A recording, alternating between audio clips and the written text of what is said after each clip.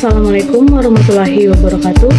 Perkenalkan, nama saya Heni Maria Teresia Tangkal dengan NIM A321-24096 kelas C dari Prodi Pendidikan Pancasila dan Kewarganegaraan, Fakultas Keguruan dan Ilmu Pendidikan.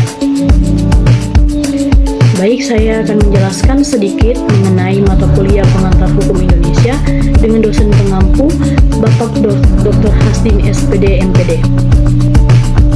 Baik, pertama-tama saya akan mulai dari definisi hukum.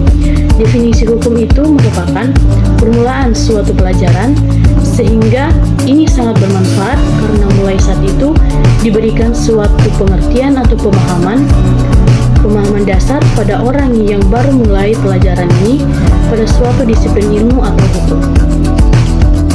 Berikut definisi hukum menurut Profesor Utrecht dan Profesor Apeldoorn.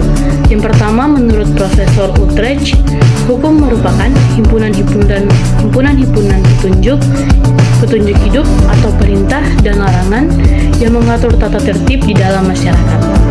Sedangkan menurut Profesor Apeldoorn, hukum adalah himpunan petunjuk hidup yang mengatur tata tertib di dalam suatu masyarakat yang seharusnya ditaati oleh anggota masyarakat yang bersangkutan. Bila peraturan tersebut dilarang, maka pemerintah akan bertindak.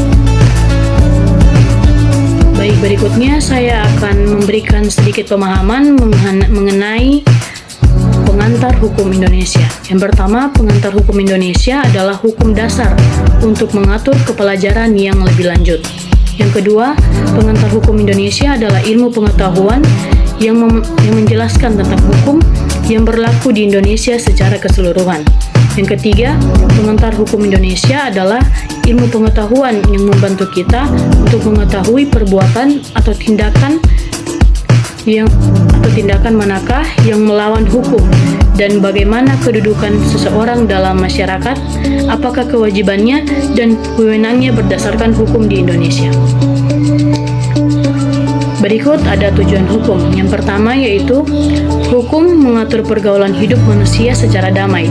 Yang kedua, menurut Profesor Subekti SH, keadilan berasal dari Tuhan, tetapi manusia diberikan kecakapan untuk merasakan keadilan yang adil. Yang ketiga, hukum diadakan untuk mengatur kebutuhan hidup. Ciri-ciri hukum. Yang pertama, adanya perintah atau larangan. Yang kedua, perintah dan larangan itu harus dipatuhi. Berikut unsur-unsur hukum. Unsur-unsur hukum itu yaitu peraturan mengenai tingkah laku manusia dalam pergaulan hidup. Yang kedua, peraturan itu diadakan oleh badan-badan resmi. Yang ketiga, peraturan itu bersifat memaksa. Yang keempat, sanksi terhadap pelanggaran peraturan tersebut adalah tegas. Baik, saya akan menjelaskan sedikit mengenai kebutuhan akan hukum. Yang pertama, ada manusia sebagai individu perlu berkelompok dalam rangka pemenuhan kebutuhan hidup. Yang artinya bahwa manusia tidak bisa hidup sendiri, karena yang pastinya manusia membutuhkan orang lain untuk mencari makan maupun untuk memenuhi kebutuhan lainnya. Yang kedua, ada ubi societas ibius, yang dimaksud dengan di mana ada hukum, di mana ada masyarakat, di situ ada hukum. Pernyataan ini dikatakan langsung oleh Marcus Tullius Cicero, seorang filsuf dan ahli hukum. Berikut ada menurut John Locke pernah mengatakan, "Men are created free and equal," yang artinya manusia diciptakan bebas dan setara.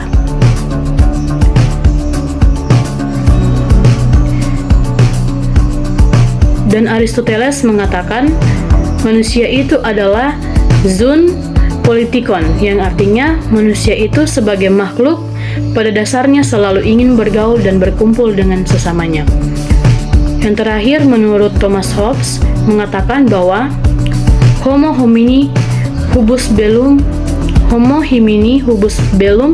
omne contra omnes, yang dimaksud yaitu manusia antara satu dengan yang lain adalah serigala, sehingga timbul peperangan antara satu dengan yang lain.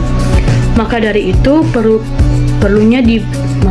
itu diperlukan hukum untuk mengatur segala sesuatunya sehingga sehingga terjadi kehidupan yang damai.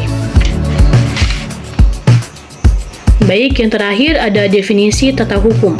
Definisi tata hukum ini berasal dari kata dalam bahasa Belanda, yaitu rechtsorde, yang artinya susunan hukum. Susunan hukum ini memberikan tempat yang sebenarnya kepada hukum. Sekian penjelasan singkat saya mengenai mata kuliah pengantar hukum Indonesia. Jika ada salah kata, saya mohon maaf. Selamat sore dan terima kasih.